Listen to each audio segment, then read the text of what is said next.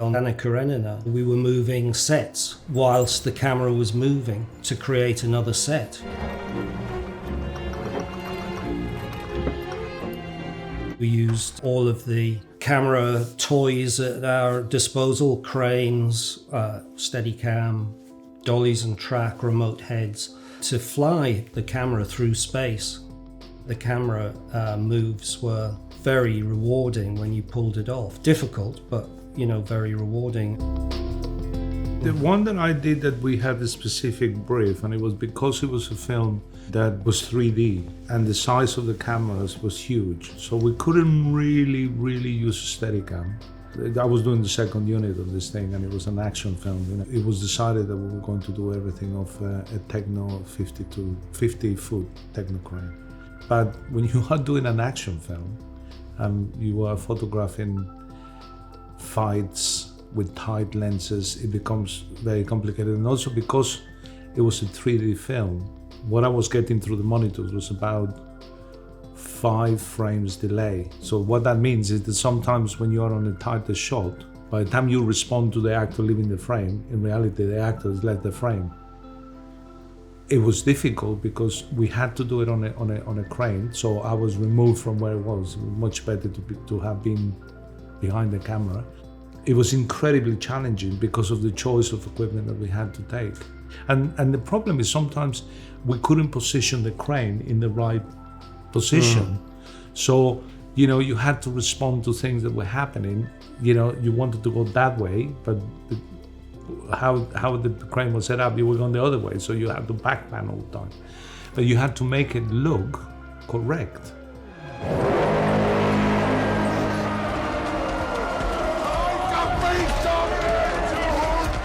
The concentration of doing a film that technical is huge for the operator. It really is enormous. It puts a lot of pressure on you. When I finished that film, I think I was the best remote head operator in this country. It lasted for about 6 months, but then,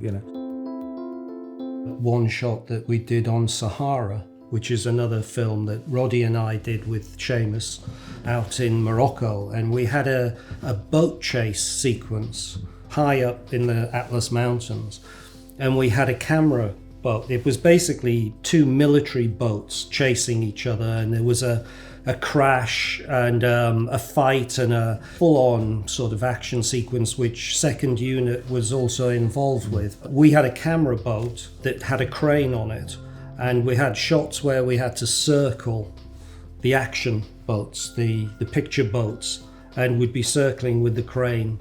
And my position as the operator was in the toilet of the boat below deck. The crane was on a remote head with wheels, and I had a small monitor, and the toilet was about 2 foot by 2 foot. I couldn't even get in with the door closed. I had the door open, and I was looking, and we were going round in circles, and I had Carlos, my focus puller, on the headsets. When we'd stop, the boat would go off in a different direction, and then we'd reset, ready to do the next take. And Carlos would go to me, pan right, because I had no idea where we were, because I was just looking at a monitor inside a boat. And I had to have the AC above me saying, pan right, pan left, and I would be panning to try and find the picture boat. Once I was locked on, I just had to keep them in frame. And sometimes we'd get really close to the picture boat and we'd have to do a close-up of one of the actors, and then our camera boat would out-accelerate them and turn around, we'd have to rotate. By the end of that shot, the first thing I did was throw up over the side of the boat, because I just had to hold, my sense of balance and orientation was completely screwed by the end of that shot. Ideally, when you're operating a crane like that with a remote head, you want to see where you are and you want to see where they are.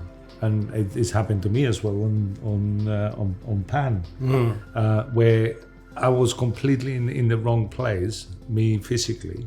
I couldn't see the crane because I had all these things in front of me. And so to say to a grip, go right, didn't mean go right for the grip, because what it meant for the grip was suck in on the arm because of the configuration. But I didn't know that. So I will say go right, and they will go, we can't go right because we're going to hit the set. What do you mean you're going to hit the set? Well, you know, and then you had to go out. Oh, I see, right, that's where the arm is. That, you know, so it becomes sometimes difficult. Sometimes you're operating on the crane, things happen, you want to compensate a little bit, you know, with the arm more than with the frame. And so you got to pass that information and they react to it.